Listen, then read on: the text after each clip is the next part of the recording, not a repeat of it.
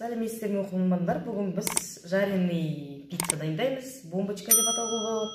150 грамм қайнаған су, оған 1 ас қасық тұз бен 1 ас қасық қант араластырып, қайнаған су болу керек, или сарыағаш суының газированный. Енді осының арасына қосамыз оған. Толық рецептін описаниеде саламын.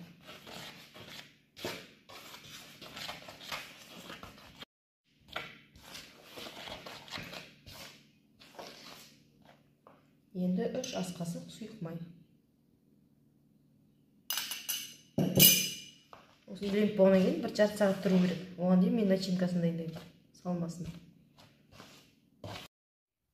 Жаңағы тестамыз міне дайын болды. Осыны тура ортасынан 2-ге бөлеміз.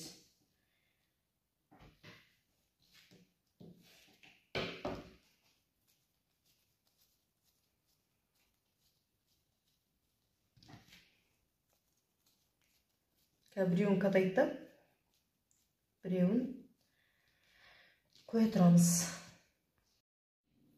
Мен тестамызды қатайтадық, жайдық. Міне қатты қалың қылмайсыздар. Енді осының үстіне бірінші колбаса қойсаңыздар да болады, помидор қойсаңыздар да болады.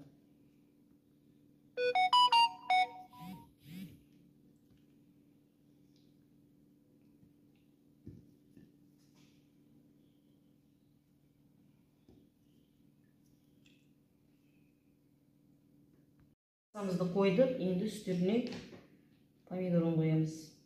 Помидор колбасаның бәрін жұқа қылып тураймыз.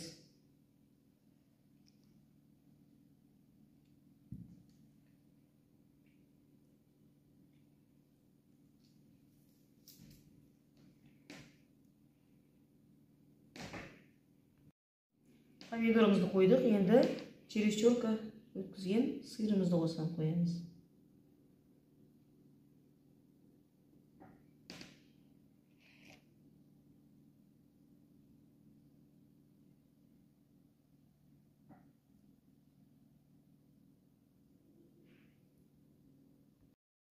Міне сырымызды салды.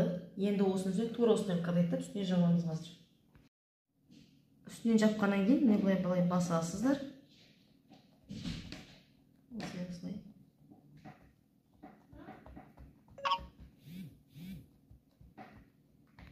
Үйіңізде қандай ыдыс бар, сонымен былай кесесіздер.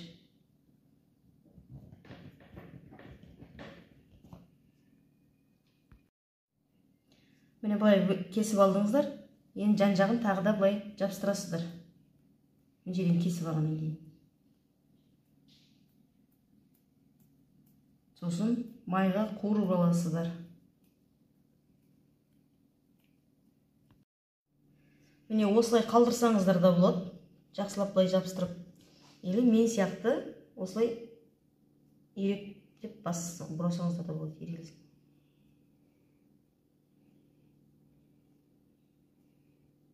Сосын қызылдан майға қуырып аласыздар.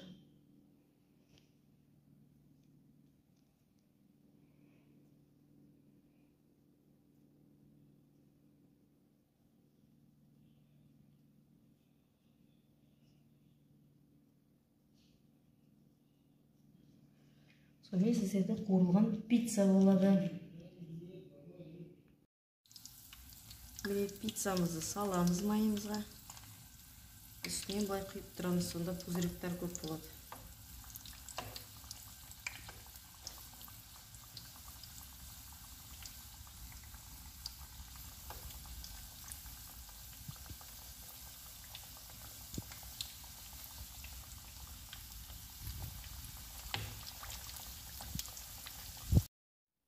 Міне майда қуырылған пиццамыз дайын болды. Міне іші мынау. Тұрып көрсетіп атырмын сіздерге. Астарыңыз дәмді болсын, мені қолдап лайк басып кетіңіздер.